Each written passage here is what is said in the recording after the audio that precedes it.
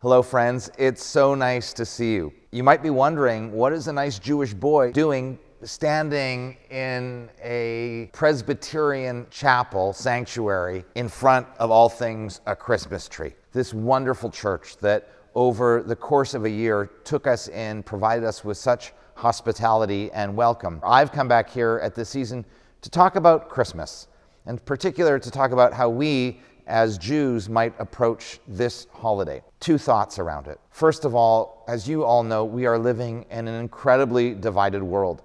And this year, 2018, marks the 100th anniversary since the end of the First World War. And I think of one event that happened during World War I that gives me a sense of continued hope. That there was a Christmas day during the fighting when the guns stopped. When the German troops and the British troops and the French troops put down their guns, came out of their trenches, and together they gathered in that no man's land. There are stories told of people sharing drinks with one another, of giving gifts to one another, of even playing soccer with one another. And so it can remind us in this time of great division politically, economically, culturally, there are opportunities to come together. And that this season can represent that.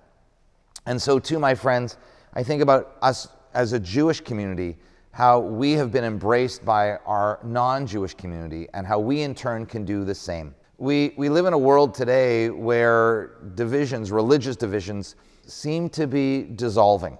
20 years ago, the intermarriage rate between Jews and non-Jews was about 50%. Today, in 2018, in the liberal community, it's as high as 70%. What does this mean? This means that most of us have in our families or in our extended families people who are of different faiths, whether those are Christian faiths, Muslim faiths, Hindu faiths, Buddhist faiths, whatever they might be, they are all different. And so we come together this season and we ask ourselves, how might we as a Jewish community really embrace those who are what I call heroes, those who have taken upon themselves the obligations and the gift of raising Jewish children, sometimes to their own personal sacrifice of their own religious traditions. Many of you know that there is a long-standing Jewish custom that what Jews do on Christmas is you go out for Chinese food and a movie. And so located on our website, there's a link and you can find it there for a special blessing that our former rabbinic intern, Beth Kalish, wrote about a blessing Jew might say upon eating Chinese food and going to a movie. You might find yourself having a sacred meal with family and friends who are celebrating Christmas.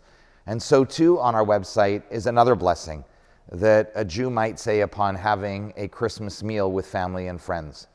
Finally, there's things that we can do if we ourselves aren't celebrating Christmas, that you can come together to the synagogue on December 25th, what we call a mitzvah for all, where you can prepare a meal and then deliver it to homebound seniors in the Bronx who are in need. So whether it is Chinese food and a movie, or whether it is actually a celebration of Christmas, or whether it is doing a mitzvah for others, there are all sorts of things we Jews can do at this season to help bring light into a very darkened world. So I want to wish all of you out there season's greetings, a happy new year, and may we all come into 2019 with a sense of hope and faith and uplift for what the new year might bring to all of us.